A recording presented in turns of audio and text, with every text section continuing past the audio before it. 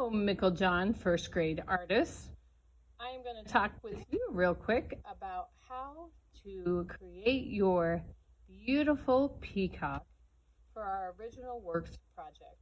Original Works is a company that we send our artwork to. They scan it and have it in their system. And we can order things like mugs, magnets, aprons, t-shirts with our artwork on it. These items make great gifts for the holiday season coming up, and you can get them delivered right to your home. Here's an example of one of their magnets that you can purchase with a student artwork on it. Okay, here we go. This is first grade peacocks. A peacock is a male peafowl bird. The peacock is the one who has the beautiful tail and train with those blue and green and violet colors. That is our focus for our art project. Boys and girls, this is a finished product, but I would like to show you, and you got a step-by-step sheet to look at. To start this project, here are the things that you will need. Your Original Works paper. You should have received a tracer for your peacock body, a pencil, a Sharpie. If you don't have a Sharpie, that is fine. You don't have to use one. We start with our coloring our peacock in cool colors, but we also need some warm colors for the background, which really makes our peacock stand out. And peacocks love to stand out.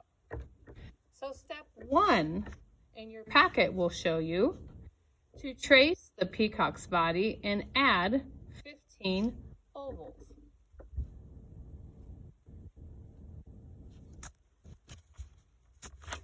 Step 2 is where you take a line and you connect those ovals to the body.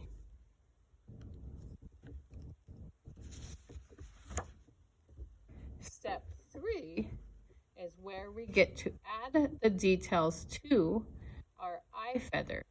And let me show you just a quick eye feather detail. We have our oval, and we're going to add 2 circles. And I like to call these eyelash lines because this part of the peacock feather is called the eye of the feather. And we add some lines around, and then we go down one side and up the other side.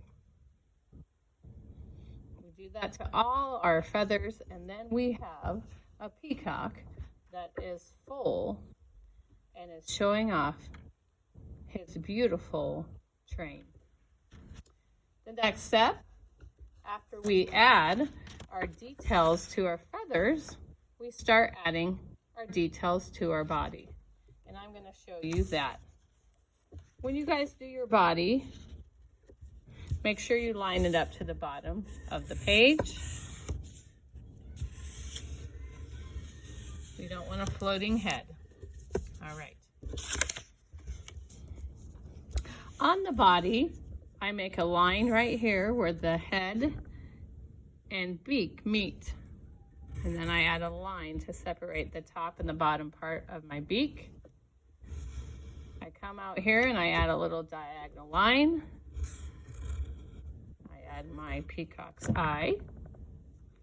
And then I add another line going the opposite direction.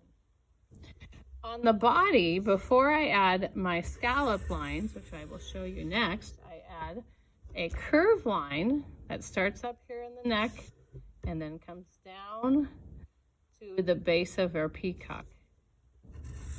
And then I'm going to follow that same line and one more. That becomes my peacock's wing. The next step is adding our feathers to the body, and this type of line is called a scallop line. We overlap the scallop line to make our peacock have feathers. Now, if you have a Sharpie at home, when you're done with this step, a Sharpie gives us a dark, bold line that really make our colors stand out. So if you have a Sharpie, I would outline your peacock with your Sharpie next.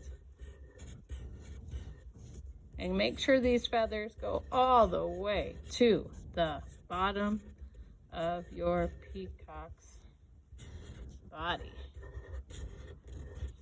You want him to be warm. No holes in his peacock feather sweater. Okay. So now I should have the body finished and all the feathers. And I added my details. So I am ready for my next step, which is outlining. Like I said, you do not have to outline, but here's what a finished peacock would look like.